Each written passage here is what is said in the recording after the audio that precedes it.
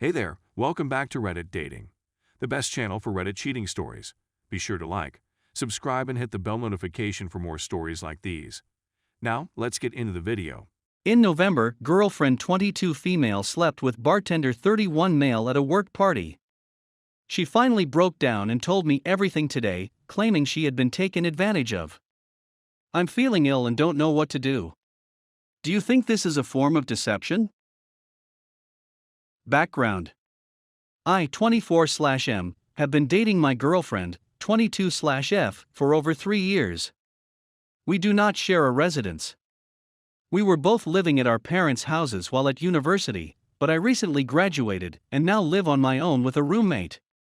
She still lives with her mother, but we've spoken about moving in together. I work full-time in an office, and she attends classes while also working part-time in a restaurant.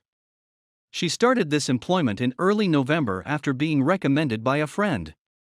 She complained that despite the fact that she was in a relationship, several male staff members persistently flirted with her and made inappropriate jokes. This includes the bartender, 31/M, at the restaurant. The workers held their annual Christmas party at the restaurant in late November, just a few weeks after she started. Because the restaurant is closed on Tuesday mornings, it was on a Monday night. My partner was also going to be house-sitting/dog sitting for a buddy later that week. She was required to feed the dog every day, and was permitted to stay overnight if she so desired, starting Tuesday. We were discussing how we both felt it was hot to be at someone else's place, and how we planned to have a few wild nights when we had the chance. This is my side of the tale. The night of the party, I stayed at home. I was told it was strictly for staff, no significant others, and I had work in the morning, so I had no trouble staying in. I dropped off my girlfriend and texted her throughout the night. Around 11 p.m., I informed her I was going to bed and bid her good night. I was still awake for another hour or two, but based on her texts, she was fairly inebriated, and having a regular conversation was tedious, so I didn't want to text any more. I texted her the next morning and didn't hear back until around 2 p.m. when she told me she was severely hungover and had slept the entire day. Despite the fact that her mother's house was just around the corner from the restaurant, she stated she chose to go to the dog-sitting house a day early because it was on the way to the bar where some people went after the party. The homeowners apparently left early Monday night. Later that night, we hung out and she showed me images from the party. I was offended when I realized that most folks had brought their significant partners. When I asked her about it, she stated that she didn't believe we were meant to be invited, and that I shouldn't have worried because I had work the next day anyway. We had a brief squabble, but nothing major. We were happy for the following few days, and on Thursday night I proposed we go over to the dog-sitting house together.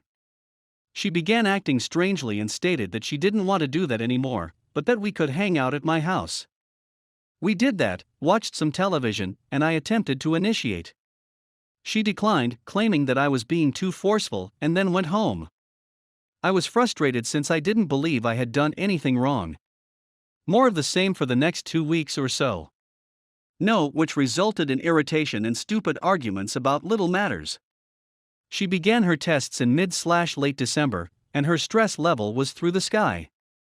Finally, once she finished her examinations, we went to a party, returned home together, and had a good time. It had been around 3 weeks, and we used to meet 5 times a week. We continued having a lot of over the Christmas holiday, but things still didn't feel right. There were numerous disagreements.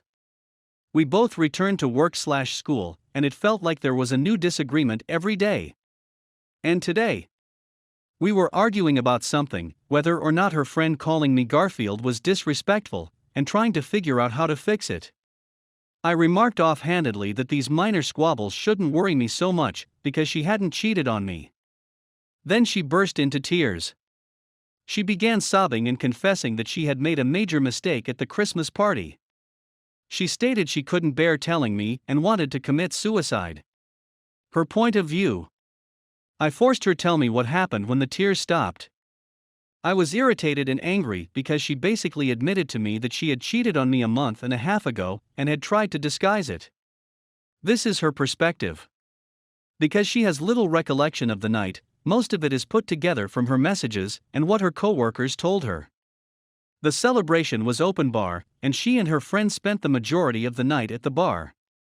The bartender was another employee who had agreed to forego drinking for the night in order to serve everyone else. He started bringing her beverages she hadn't even asked for halfway through the night.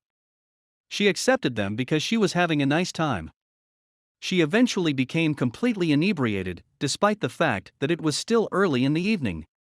She had no recollection of me texting her goodnight at 11 p.m. She texted the dog-sitting service at midnight, wondering if she could come over that night.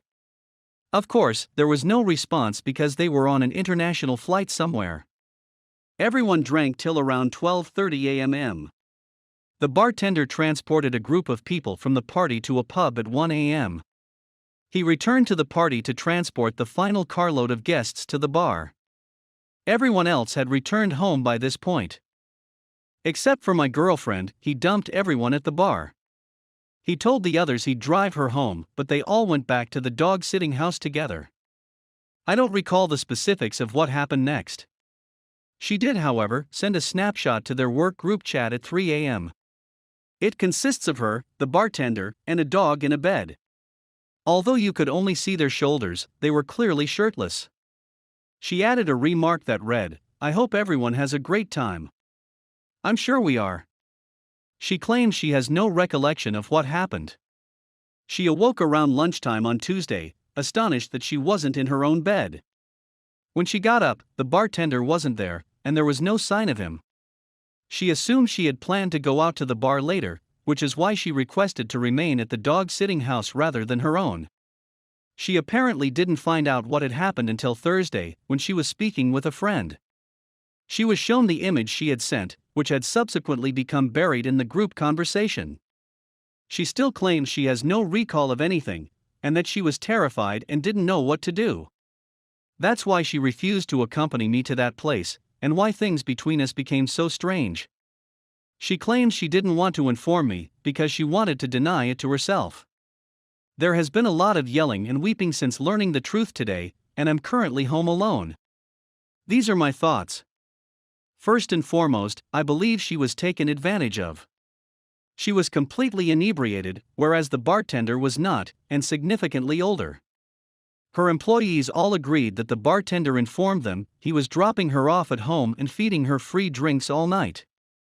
I also feel she didn't recall it at first because there was a noticeable mood shift on Thursday, which corresponds to when she stated she found out. However, even if she was drunk, I can't help but think she was willing. I'm hurt, and it feels like I've been dumped. It's not like the bartender dragged her home and abused her. She worked out how to find a spot to go with him and appeared really happy in the photo. Why does it still feel like a ruse? I was told I wasn't invited to the party since everyone else brought their significant others. She had access to the dog-sitting house a day earlier than I had anticipated. She'd brought the key to the dog-sitting house to her work party, despite the fact that it was immediately next to her mother's house. The bartender has been openly flirting with her for weeks. She didn't tell me what happened for nearly a month and had planned to keep it a secret for the rest of her life. In rage, I told her that if this wasn't cheating, she'd been assaulted. And that if we don't press charges, we need to make sure the bartender loses his job. She sobbed once again and refused to do either. She isn't willing to report him for anything and can't prove she didn't want it because she can't remember the night. What are your thoughts? I'm an emotional wreck right now, and I'm finding it difficult to be sensible. Do I need to set my emotions aside and sympathize with her as a victim? Or is she a liar? Before this, everything was okay, and I had hoped to spend the rest of my life with this girl. Update. I spoke with her again today and told her that there were too many coincidences that made it appear as though she planned it. I told her I needed some time to think about it, but I didn't think I'd be able to get over it. I know that drawing this out is probably not the greatest way to manage anything, but when you're the one involved in a situation like this, reasoning goes out the window. There are, however, a few updates worth highlighting. We looked at the photo again, and it appears that the bartender took it. She only sent 2 coherent messages after I said goodnight, one to the homeowners and one in the group chat with the photo. During this time, she sent a couple other stupid texts to a non-work friend. She gave me an earlier message in which her friend stated that the party was strictly for staff. She said she had only messaged the bartender through the work group chat. She gave me his unaccepted Facebook and Snapchat invites and claimed she didn't even have his phone number. She was willing to let me use a recovery program to establish they had never messaged, but I declined. She'd been carrying the key on her keychain since she got it from the homeowners, like a week in advance. She is so certain of this that she was examining images she took of her odometer reaching 100,000 miles to see if her keys were visible, but there was no confirmation.